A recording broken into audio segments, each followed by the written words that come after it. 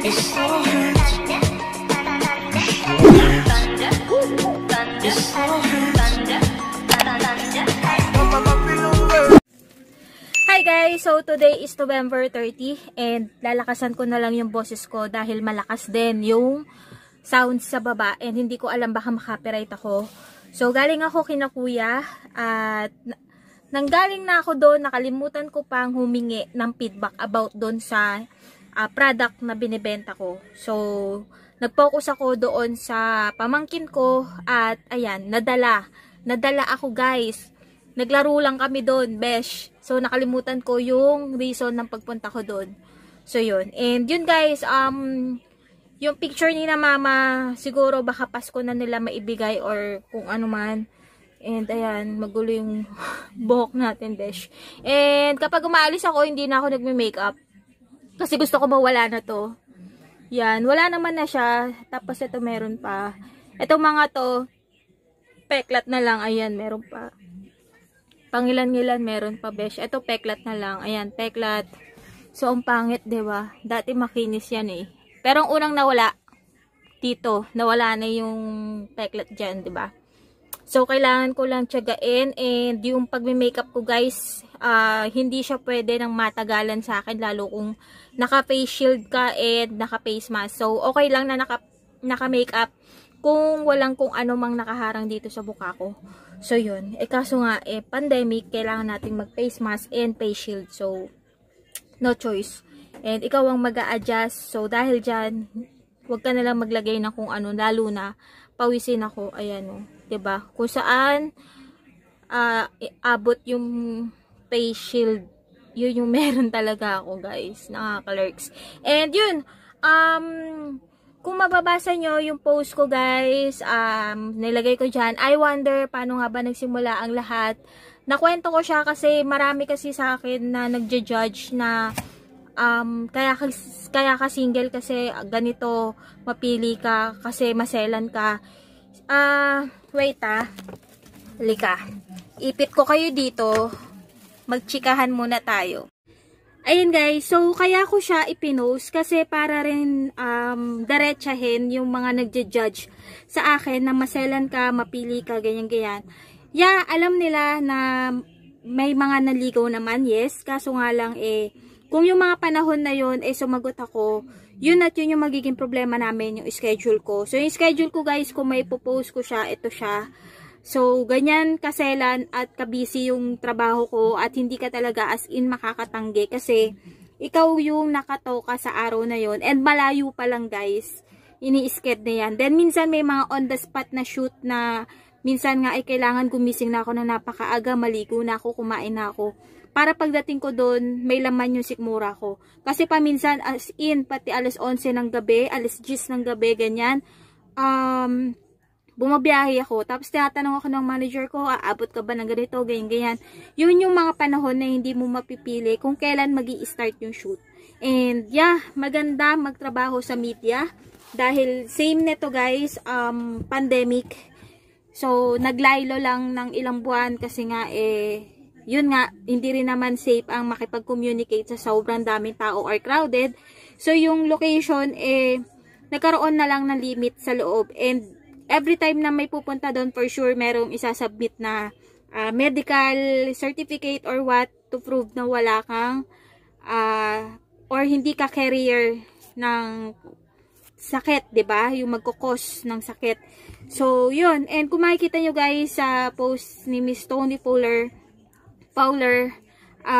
meron doong mini table na kung saan ayan, tawag dito, nakalagay doon yung logbook, yung sa body, sa temperature nyo, kukunin yung body temperature nyo, lahat-lahat, then sanitize, ano doon guys, nakaayos yung studio. So, yun siya, at syempre yung buong flow ng shoot, hindi mo naman as in mapapakita ng buong buo. Same din ng mga ginagawa ko dati nung nagbe-behind the scene ako doon. So, yan yung mga buhay media prod. And lalo na kung yung location nyo ginagamit, yan, ang shooting for photo shoot, ganyan. Pero kasi kapag ka nakuha yan as production, at ikaw yung in-house, 'di ba? Ano ba ang tawag namin doon?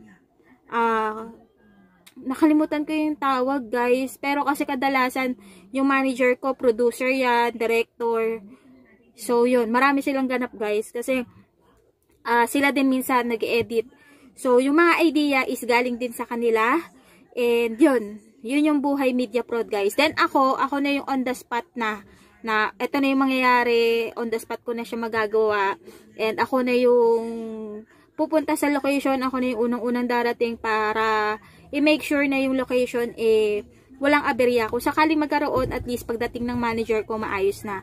So, ganun siya. So, isipin mo guys, kung ikaw magkakajowa ka, tapos ganun yung schedule mo, na sana'y lahat ng tao sa paligid mo na 8 hours work yung galawan mo, then syempre sasabihin niya, sana magsabi ka man lang na sana meron kang permanent na ganitong rest day, ganyan. Yung rest day ko, depende guys, doon sa mga panahon na walang bubuk, walang nagpapa-sked ng ganito. Yun yung magiging schedule ko. Pero ang pinaka-permanent na rest day is holiday. Ang pinaka-holiday ko guys, yung mismong araw ng Pasko, Disperas, Pasko, Bagong Taon, Disperas ng Bagong Taon.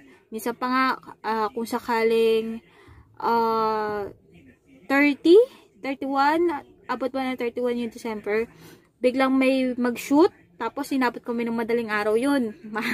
Masaklap yun guys. Minsan may mga ganong part, pero dasal-dasal na lang talaga. Pero matik talaga yun guys, wala. Depende lang din to sa mga tao, lalo na kung kailangan talaga nilang matapos yung shoot or kailangan na nilang ma-promote yung product na gusto nilang gawin. So yan, at yun, tapos Holy Week, yan. Matik yan guys, Holy Week, wala kaming shoot. At ano pa, yun lang yung mga alam ko. Pero minsan yung Holy Week, ginagamit din yun as production days kasi yun yung mga panahon na walang masyadong tao, hindi maingay, and lahat ng mga tao nasa probinsya. Magagawa mo ng smooth yung flow ng gusto mong gawin.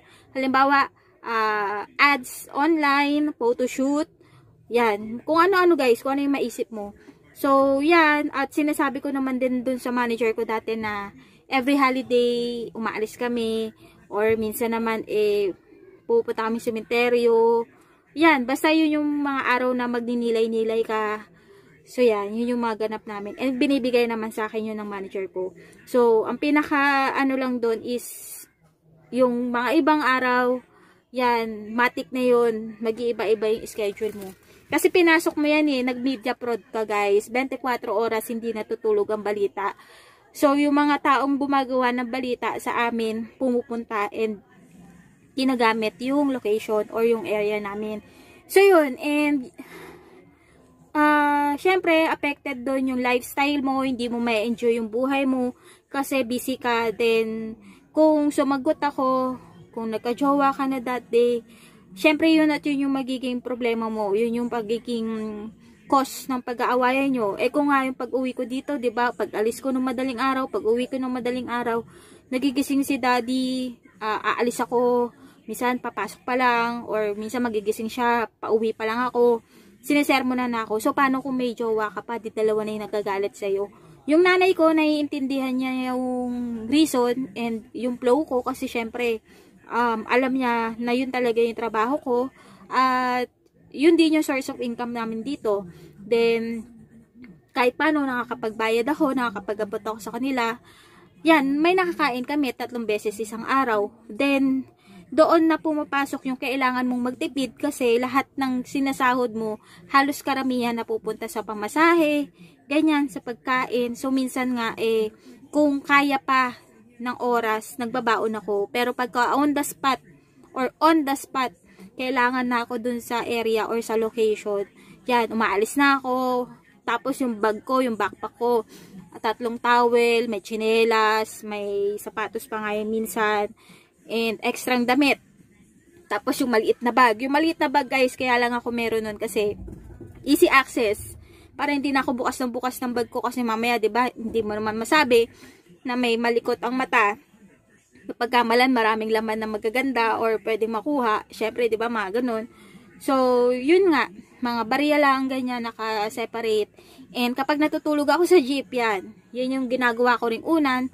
So, hindi biro yung maging empleyado ka ng ganong kumpanya. And sana iniisip nyo rin yung nararamdaman ko, or kahit na siguro na sino pa na nagtatrabaho dito, at meron ka talaga masasacrifice. Kung ako nga ang nasasacrifice ko dito, yung oras ko sa family ko, hindi ko na-enjoy yung mga occasions na dapat nandun din ako. Nag-celebrate sila ng birthday ni daddy, tapos yung sa success ng kapatid ko, at yung sa pamangkin ko. So what more kung yung time na yon nung bininyagan siya, wala ako, 'di ba? Marami akong mga occasions na hindi ko na-attenan, na mostly nagagawa ng mga taong 8 hours work lang. So, kung pagkukumparahin yung dalawa, 8 hours work, yes, maganda ang 8 hours work, meron kang permanent rest day, meron kang permanent time, kung ano lang yung ginagawa mo, yun lang din yung gagawin mo pang habang panahon. Pero kasi dito sa Media Prod, guys, anytime pasok mo, wala kang permanent rest day, iba-iba yung ginagawa mo. Hindi ka kasi doon pinokus sa, eto lang yung kaya mo, kailangan lahat ng flow sa production, yan, dapat alam mo. So, para kapag ka nakipagsabayan ka doon sa magagaling, hindi ka mapag-iiwanan. Isa yun sa mga natutunan ko, guys. And dati iniisip ko na nakakapagod kasi ako na lang lahat, ganyan. Pero ngayon, guys, yan, thankful ako kasi alam ko na yung mga nagawa ko is nalampasan ko. Then, nagawa ko naman ng tama. Kung nagkakamali man ako, yun yung mga panahon na inaantok ka na, pagod ka na. Pero reasonable naman yun kasi alam naman nila. And kapag nagkakamali ako, halimbawa yung nabasag yung baso, biglang dumulas yung patungan kasi nga nabangga, ganyan, sinasabi ko kagad sa manager ko. And okay lang yun kasi at least sinabi mo. Paano kung nabasag mo na tapos hindi mo pa sinabi? Magiging cause of delay yun kasi magkakaroon ng tanungan dyan, bakit nangyari, bakit ganyan, di ba? Magiging cause of delay, at least na nagsushoot na lang sila. And ako, habang nagsushoot sila, naayos ko na yung mga gamit namin, yung mga next na gagawin. And yung nagshoot kami ng hopya, si chef, kailangan niya ng tagalinis para nga sunod-sunod yung magiging flow namin, walang idle. So, hinuhugasan ko rin yung mga kailangan niya, yung mga knife, yung mga kung ano-ano man nalagayan, yung mga plates, yan. Tapos sa pagli-layout, minsan ikaw na rin, tutulungan mo yung stylist, then kung kailangan ng mga kape-kape, kung anik-anik, yun siya. Pero mostly guys, after ng shoot, ako pa rin yung may iwan dahil i-check ko yung mga gamit kung okay ba, kung meron bang nasira, kung merong naiwang gamit, ano yung aberya. Yung aberya sa umaga at aberya ng pagtatapos, kailangan alam ko yun kung may problema, kung okay yung location, at dapat alam ko rin yun. So, yun yung ginagawa ko guys. Marami tayong ginagawa. And masasabi ko na, para sa akin guys para sa akin lang to, opinion ko lang, and eto rin lang din naman yung nararamdaman ko na ako yung parang kanang kamay ng manager ko, which is lahat sa akin pinapagawa, na kung saan syempre alam niya at alam ko na may tiwala siya sa akin. So advantage yun guys. And dahil may tiwala siya sa akin, ayan, sunod-sunod yung mga ginagawa ko. Yung mga bagay na dapat ginagawa ng manager ko, ako na yung gumagawa. Pero kung kailangan yung pirma niya, yun yung mga gagawin niya. Yung sa mga billing, ako na yan.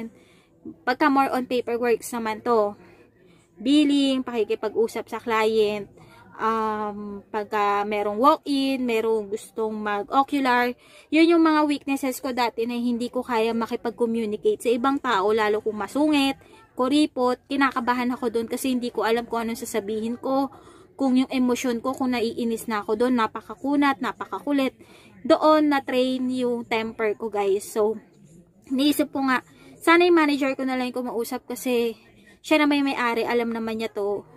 Dapat siya na lang kasi total siya naman din yung kausap. Pero yung mga pagdaan ng panahon, doon ko nalaman na okay, alam ko na makipag-communicate, alam ko na makipag-usap. para pagka inilaban niya ako or idinala niya ako sa iba't ibang lugar, alam niya na magagawa ko yung ginagawa ko. So, dumating naman yung time na meron ako nakatrabaho sa ibang brand na kinailangan yung ilaw namin. So, nandun ako and hindi ko alam na yung mga photographer na kaibigan ni ma'am nandoon din. So, on the spot lang din yun guys, na sa isang location, nandoon lahat yung mga iba kong kilala, din yung ibang RS team na sa mga ilaw, nakatrabaho ko sila ulit. Yung mga tao na yon, yung cycle na iniikutan namin, isa lang. So, depende lang din dun sa brand kung sino yung makukuha. Sila yung mga makakatrabaho mo. So, sa dami ng RS, iba-iba yan. Pwedeng yung iba nasa taping, nasa ads, ganyan. So, may lalaki doon na malaki yung katawan at nakita niya ako na nagbubuhat ako, nanuknukan ng laki ng ilaw. So, nagbilin sa akin yung manager ko na wag kong papabayaan yung ilaw and wag kong iaasa kasi nga, malaki nga yun. So, kung masisira yun, sino magbabayad, diba? And ayoko naman magbayad kasi alam ko wala akong pambayad.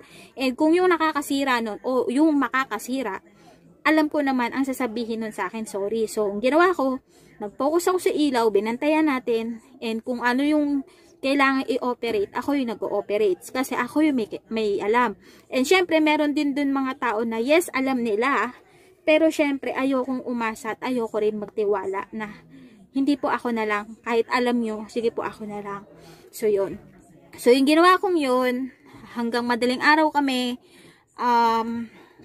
ayan, halos lahat, pagod na, halos lahat, gusto na rin umuwi, last shot na. So, kaya nagamit pa rin yung ilaw namin. So, yan. Nung nag-pack up, ako yung nakikita nila na alive and kicking, nakangiti pa rin. So, go with the flow. Pag sinabing break time, break time. So, after 15 minutes, larga ulit, ganyan. Tapos, kung nasan yung ilaw, nandun ako yung nag-ooperate.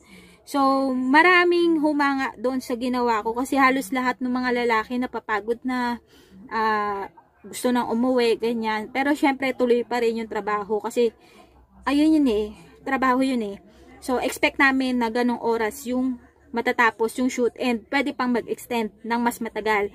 So umabot yung madaling araw, mga 12 or 1, nung nagsabi ng pack up, nakangiti pa rin ako hanggang pag-uwi. Then sila lahat sasabi na, gusto ko na umuwi, pagod na ako, ganyan. Kasi yun, kaya naman sila nagsasabi ng ganon kasi yung iba dyan, buong araw walang tulog, second day na nilang walang tulog, ganun yun. So, nararamdaman ng katawan mo yun, kaya nabibigkas mo yung mga bagay-bagay na ganun. And ako naman, kahit paano, dumating ako doon nang may tulog, kasi sinabihan naman ako ng, sorry kung bumubala yung labi ko, sinabihan naman ako ng manager ko na matulog ka na maaga, kasi nga, sasabak nga ako sa ganung sitwasyon. So, inano ko na yung katawan ko, hinihanda ko na. So, yan. And, sa shoot namin sa Hopia, nakatrabaho namin ulit yung lalaki na yun, yung gustong tumulong sa akin sa ilaw, pero hindi ko pinabuhat yung ilaw guys, kahit nuknukan yun ng bigat. Sabi niya sa akin, oh, ikaw ulit? Oo. Sabi ko, pero wala na akong ilaw na dala. Sabi niya, talaga? Anong ginagawa mo rito? Ano ko, production assistant ako dito, nag-production assistant. Sabi niya, ang dami mong segue, ganyan. So yun, tapos hindi ko alam na kinausap niya yung manager ko. Magkausap na sila noon kasi may binili ako ng baso. So paglapit ko, ay bumili kami ng soft drinks noon. Yan, para chill-chill lang kami. So nagsalita yung lalaki na yun sa RS na, ma'am, tao nyo to? Sabi niya, oo, sabi yung manager ko. Tapos sabi niya, ang galing nito ma'am. Sabi niya, bakit? Ang angas nito. Akala kong maangas yung ugali ko na inangasan ko siya. Sabi ko, ha? Anong ginawa ko sa'yo? Tapos sabi niya, alam niyo ba na yung sa set namin, puro lalaki kami ron, tapos siya lang nag-iisang babae. Siya, karay-karay niya yung nuknukan ng laki ng ilaw. Bilib kami sa kanya kasi halos lahat kami pagod na siya. Hindi man lang umupo ng matagal, tapos na lagi pang nakangiti. So, tumingin sa akin yung manager ko na pangiti siya, pero hindi niya as in pinaramdam na kung ano yung nararamdaman niya, nagawa na masaya siya, ganun. So, yun. And, syempre, para sa akin, sinabihan ako ng ganun sa manager ko. Good feedback yun, guys. Kasi, alam ko na ginawa ko yung part ko and nakita rin naman nila na ginawa ko yung part ko. Nahusayan sila sa ginawa ko.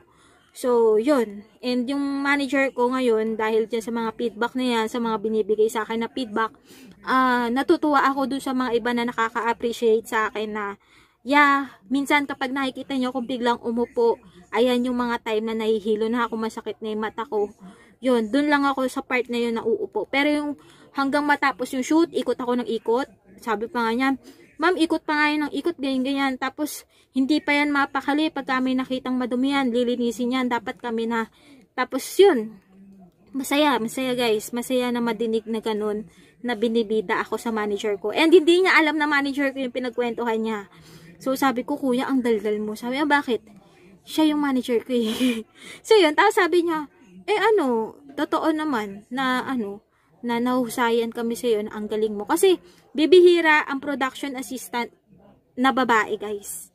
Mostly, ang mga yan, nasa researcher, producer, mga ganong keme. And, yung iba naman, talent manager, mga ganyan. Ako yung bukod tangi na production assistant. Siyempre, yung iba, idadaon pa yan na, mababa lang yung sahod nyo, ganyan. Kakamali ka, Beshi. Magkakamali ka. Hindi po. So, yan. Tanungin nyo na lang yung iba na nagpo-production. Yes, nag-start ako ng mababa. Depende kay client. Depende dun sa project. Pero pag nagtagal, yan guys, lumalaki yan. So, hindi ko na i-mention sa inyo kung ano yun. Pero nag-start talaga ako as in mababa. So, yun. So, dahil dyan sa sobrang busy mo, ayan, mawawalan ka talaga ng oras kay jowa. So, ngayon, mula na tayo sa media production. Tsaka tayo, may oras na nuknukan ng dami. So, yun, hindi ko kasi siya pwede talagang pagsabayin as in.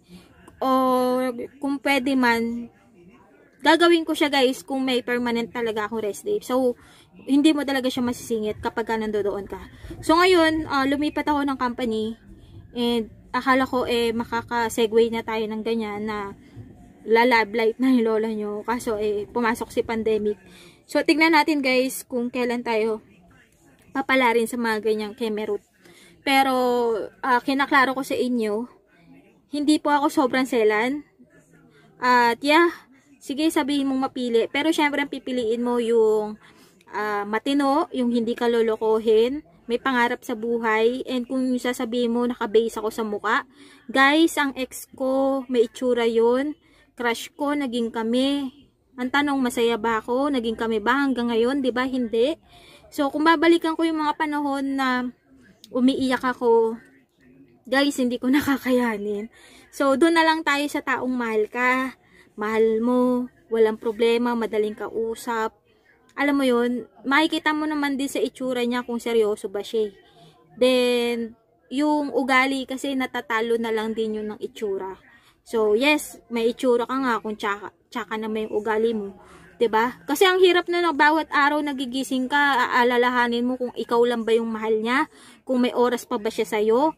Paano kung yung time na yun, biglang dumating ulit yung time na bigla akong naging busy and siya gusto niya lahat ng atensyon nasa kanya. So, dahil may itsura siya at wala akong time, iisipin nun na, maghanap na lang ako ng ibang, madali ka lang iwan. Alam mo yun, yung mga ganong kemerut. So, at my age, ang gusto ko na lang talaga is, yung matino, pang matagalan, kahit sino yun na may hinahanap. At yun lang guys, eto, nagsalita na ako kasi akala kasi sa akin literal na napakamapili ko. Dati naka-focus ako sa chinito matangkad maputi. And yes, napunta ako do sa chinito maputi na halos kasing height ko lang siya dati. Pero ngayon matangkad na siya sa akin. So, ligwak tayo dun guys kasi hindi tayo naging masaya. At ngayon, napunta ulit tayo sa chinito matangkad maputi. At hindi rin nag-successful yung relationship natin, beshi. So, ngayon, kung sino yung darating, basta matino, go push tayo dun. And, yan, yun na lang talaga. Hoping na siya na yung last. And, ang hirap kasi nung papalit-palit, guys. Alam nyo yan. So, kung gusto mo ng matinong relasyon, kailangan matino ka rin. Kailangan matino rin yung flow ng buhay mo na hindi ka magpo-focus lang dun sa trabaho, isipin mo rin yung partner mo, 'di ba? So yun, and yun lang guys, kinaklaro ko kasi lagi ka na-judge, and kapag ka natatanong yung edad mo, ayun, doon talaga nagsisink in na, ay, mapili ka siguro, ganyan, o irereto ko ita dito.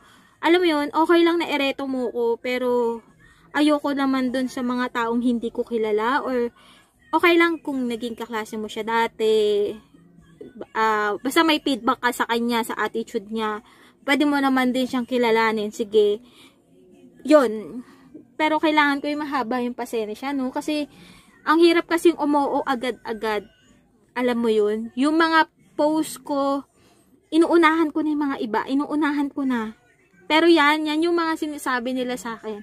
So, yun. And yun lang guys, nakwento ko lang, nasabi ko lang. And yun yung buhay ko dati as a media keneme. At, kahit gustuhin mo magka-jowa guys, hindi talaga siya mangyayari.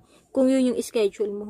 So, tapusin lang natin tong pandemic, tignan natin kung babalik sa normal yung paligid, and tsaka tayo aarangkada sa ganyan. And lesson learned to guys, at least ngayon natututo akong dumiskarte at mag-alok-alok ng mga binibenta ko. Hindi man siya ganun kalaki ang kita, pero at least man lang makilala ako na legit ako na seller, na hindi ako madaya or hindi budol yung mga binibenta ko, as in sinusubukan muna namin bago namin ibenta. So yan, at yan, ngayon guys nagpo-focus muna ako dito sa mga binibenta ko, and yun lang, kung may dumating edi good, sana hindi na siya umalis. And yun, ang hirap kasi, lalo na ako yung naiwan, yung bunso, yung kuya ko kinasal na, ako nandito, naiwan ako kay na mama. So alam mo yun, lahat ng stress nasa akin, nakakaloka. And may nagsabi sa akin na, oy, hindi ka na hindi ka na bata, tandaan mo, habang tumatanda ka, baka mahirapan ka, mga anak, ganyan. Yun yung mga ibang tao. Tama naman sila, sige, pinapayuhan lang nila ako, pero kasi minsan pag paulit-ulit masakit. Diba, alam mo yun, parang ang feeling mo, ano ba, ako ba yung problema, ako ba yung mapili? Ayun. So, yun guys, and nothing change kung magkaroon tayo, tuturuan natin siyang humarap sa camera, and hindi ko alam kung masasabi ko sa kanya na nagde-daily ako, daily vlogs, and kung hindi ko siya masabi, siguro magpo-post na lang ako sa FB page. Yan, yung mga kulitan moments na pwede kong i-share sa inyo. Tingnan natin kung pwede kong i-post yung mukha niya. Diba? Siyempre, tatanungin ko muna siya kung gusto niya i-post ko yung mukha niya, yung mga videos, kung pwede kong i-public, ganyan. Kung pwede, then go. Tapos yung sa YouTube, hindi ko alam kung masasabi ko, beshi. Pero siguro, papalampasin ko na lang muna yung, yung mga old vlogs, kasi malungkot, diba? Nag-ups and down ako nun. So, yan. And sana mapanood niya lang yung mga behind the scene ko dati. Pero yung mga behind the scene ko, may pahugot din yun eh. So, yun guys, basta bahala na sa journey ko, syempre, kasama pa rin kayo. Sa mga nanonood sa akin, kasama pa rin kayo. So, yun. Bye guys. Salamat sa panonood. Good night.